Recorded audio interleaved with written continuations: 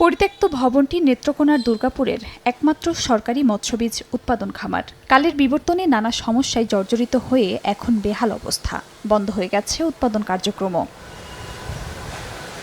১৯৬০ সালে দুর্গাপুরের প্রায় ৬ একর জায়গায় গড়ে তোলা হয় মৎস্যবীজ উৎপাদন কেন্দ্রটি। ১৯৮০ সাল থেকে ৫টি হ্যাচারিতে বিভিন্ন মাছের রেণু উৎপাদন শুরু হয়, কিন্তু হ্যাচারিতে পানি সংকট দেখা দিলে ২০০০ সালে পুরোপুরিভাবে রেণু উৎপাদন বন্ধ হয়ে যায়। এতে ধীরে ধীরে নষ্ট হয়ে গেছে অবকাঠামো সহ যন্ত্রাংশ। আগাছা জন্মে ফাটল ধরেছে ভবনে। অন্য জেলা থেকে রেণু আনতে খরচ বাড়ায় লোকসানে মৎস্য চাষিরা।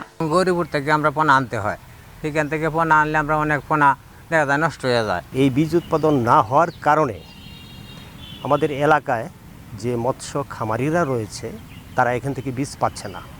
বীজ না পাওয়ার কারণে তারাও ক্ষতিগ্রস্ত হচ্ছে, পরিশ্রান্ত হচ্ছে, সময়ও তাদের ব্যয় হচ্ছে। পানির নিশ্চয়তার মাধ্যমে যদি হ্যাচারিটা আমরা পুনরুদ্ধার করতে পারি, তাহলে আমার মনে হয় যে এই সহায়তাটা সার্ভিস এইটাও আমরা জনগণকে দিতে হবে। এদিকে মৎস্য চাষিদের সুবিধার জন্য আবারও খামারটি চালু করতে প্রয়োজনীয় পদক্ষেপ নেওয়ার আশ্বাস জেলা মৎস্য কর্মকর্তার। অবকাঠামো মেরামতের জন্য আমরা ঊর্ধ্বতন কর্তৃপক্ষকে জানিয়েছি। একটা প্রকল্পের মাধ্যমে এখানে অবকাঠামো মেরামতের জন্য প্রয়োজনীয় আশ্বাস পাওয়া গিয়েছে। বর্তমানে জেলায় ২,২৬৫ জন মৎস্য চাষী রয়েছেন, আর পুকুর ও জলাশয়ের সংখ্যা ৪,৪৯২টি।